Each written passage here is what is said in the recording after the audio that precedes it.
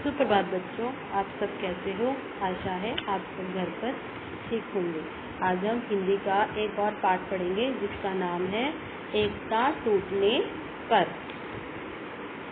यह बात निर्वात सत्य है कि आपस में एकता रहने से कठिन कार्य आसानी से हो जाते हैं।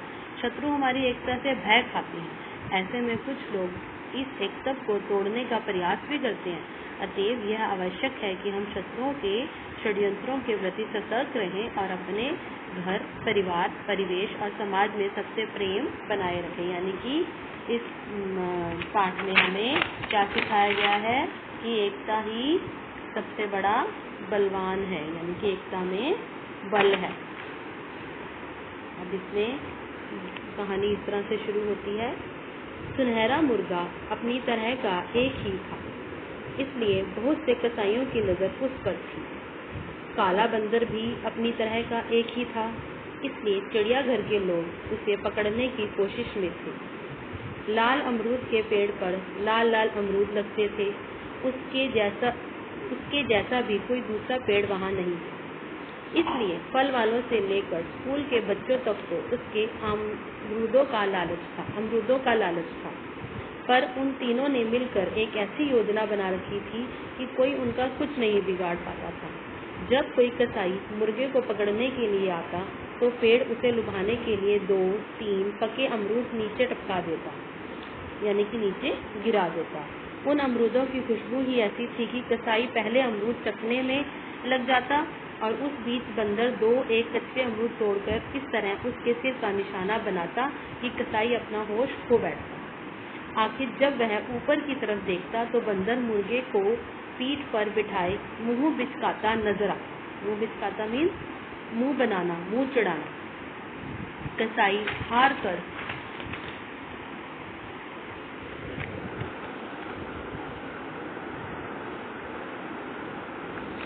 यहाँ से चलने लगता तो उसे पता चलता कि उसका थैला भी गायब है। थैला सामान सहित पेड़ की सबसे ऊंची टहनी पर लटक रहा होता। साथ ही पेड़ साए साए करता उसकी हालत का मजा ले रहा होता। जब चिड़ियाघर के लोग बंदर को घेरने के लिए आते तब पेड़ उसे अपनी पत्तियों और शाखाओं में छिपा लेता और किसी की उस पर नजर नहीं पड़ती। नीचे मुर्गा जोर जोर से पंख फड़ा कर इतनी धूल उड़ा देता कि उनके लिए वहां खड़े होकर सांस लेना मुश्किल हो जाता। आखिर वे वहां से हटने लगते तो पेड़ अपने सबसे पिलपिले अमरूद नीचे टपकाकर उन्हें फिसला देता। वे किसी तरह गिरते पड़ते वहां से लौटते तो उन्हें पता चलता कि उनका बंदर पकड़ने का जाल मुर्गे की चोंच में है और मुर्गा पेड़ की सबसे ऊंची टहनी पर बैठा है। थोड़ी दूर जाने पर उन्हें पीछे से मुर्गे की बांग सुनाई दे जाती। कुकड़ू कू लगता जैसे मुर्गा उनका मजाक उड़ा रहा है। इसी तरह जब फल वाले या स्कूल के बच्चे पेड़ से अमरूद तोड़ने के लिए आते तब पहले उनका सामना बंदर से होता। बंदर इस तरह उनके इर्द गिर्द चक्कर काटता और उन्हें डराता कि उनका पेड़ के नजदीक जाने का हौसला ही ना होता। अगर उन लोगों के पास अपना कोई खाने पीने का सामान होता तो उसे भी वह चट कर जाता। मौका लगने पर किसी के बाल नोच देता, किसी के कान उमेट देता। इतने पर भी वे लोग पेड़ के नजदीक पहुंच जाते तो वहां उन्हें मुर्गा बेजान सा तड़पता नजर आता। मुर्गे की चोंच एक अमरूद में होती, जैसे कि अमरूद खाकर ही उसकी यह हालत हुई हो। लोग बीमारी के डर से अमरूद तोड़ने का इरादा छोड़कर वहां से लौट पड़ते। लौटते हुए यह और पता चलता कि अमरूद के लिए जो टोकरी साथ लेकर आए थे वह बंदर के सिर पर है और बंदर एक मस्करे की तरह आवाज पैदा करता और पेड़ की सबसे ऊंची डाल पर बैठा टांगे हिला रहा था। मस्करा में उनकी हंसी मजाक उड़ाता उनके ऊपर। इस तरह वे मजे में दिन काट रहे थे कि एक दिन घनघोर घटाएं घिर आई। घनघोर मीन्स बहुत घना या भयंकर। पहले मूसलाधार वर्षा हुई, फिर ओले बहुत गिरे।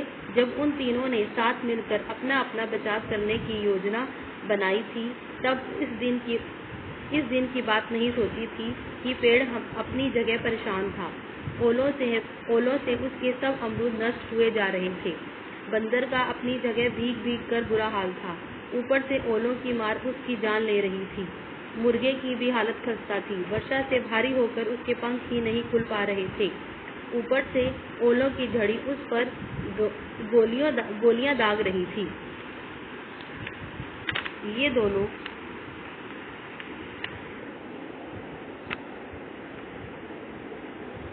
दोनों छुटकू किसी काम के नहीं। पेड़ ने चिल्ला कर सोचा, मैंने आज तक हर मुसीबत में इनकी जान बचाई, पर आज मुझ पर इतनी बड़ी मुसीबत आई तो इन्हें अपनी अपनी पड़ी है। मेरा हाल तक नहीं पूछा, मदद करना तो दूर रहा। मैंने भी क्या साथी चुन रखे हैं। बंदर ने ठंड से कांपते हुए अपने से कहा, एक पेड़ है जो जमीन में गड़ा होने की वजह से सुरक्षित है। दूसरा पक्षी है जिसे आकाश में उड़ सकने के कारण कोई खतरा नहीं है। आज तक मुझसे ये अपनी रखवाली कराते रहे, पर आज मुझ पर इतनी सख्त मुसीबत पड़ी है तो दोनों चुपचाप ताकते हुए मजा ले रहे हैं, कर कुछ नहीं रहे हैं। बंदर का और पेड़ का तो हमेशा साथ है। मुर्गे के मन में कुड़बुड़ाना शुरू किया, और मैं क्यों बेवकूफ़ बनकर उन दोनों के बीच फंसा हूँ। आज तक मैं तो इनकी हर मुसीबत को अपनी मुसीबत समझता आया, पर आज जब मेरी जान पर आ बनी तब दोनों को जैसे मेरा पता ही नहीं है। मजे से बारिश में नहा रहे हैं और मेरी बात तक नहीं पूछ रहे हैं। तीनों इतने नाराज थे कि आपस में उन्होंने बातें तक नहीं की। पेड़ चुपचाप अपने अमरूद नष्ट होते देखता रहा।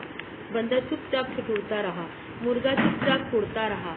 थोड़ी देर में ओले थम गई, बारिश भी रुक गई, पर तीनों में फिर भी कोई बात नहीं हुई। पेड़ को चिढ़ हो रही थी कि उसकी इतनी बारिश झेलने के बाद भी बंदर उस पर बोझ बना बैठा है। मुर्गा उसकी डाल पर बैठा पंख फड़फड़ा रहा है।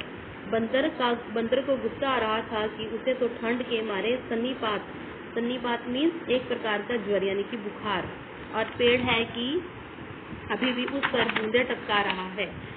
मुर्गा है कि अभी भी पंखों से छांटे ऊपर उड़ा रहा है। मुर्गे को कुड़न हो रही थी। कुड़न मीन्स खींच हो रही थी कि पानी की मार से उसका तो जिस्म जवाब दे रहा है, और पेड़ ने जरा सी भी जमीन उसके लिए सूखी बचाकर नहीं रखी। बंदर से इतना तक नहीं हो रहा कि इसे वहां से किसी और सुरक्षित जगह पर ही पहुंचा आए।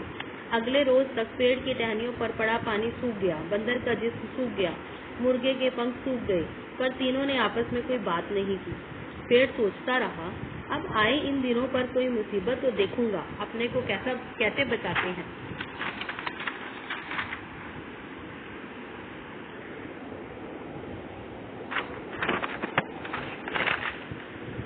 मैं अब इनकी कोई मदद नहीं करूंगा।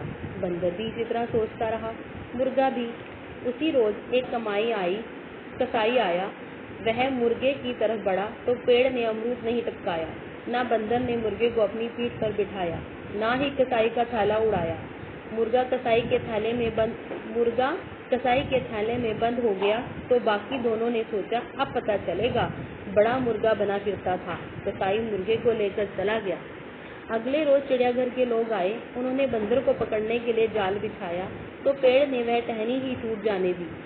थोड़ी देर में बंदर जाल में था और चिड़ियाघर के लोग उसे घसीटते हुए लिए जा रहे थे। बंदर ने जब छूटने के लिए हाथ पैर मारे तो उन्होंने उसे खूब पीटा। पेड़ ने उसकी यह हालत देखी तो मुस्कुरा दिया। मन में उसने सोचा, अब रात दिन पिंजरे में रहना पड़ेगा तो उसे होश आएगा। बड़ा बंदर बना फिरता था।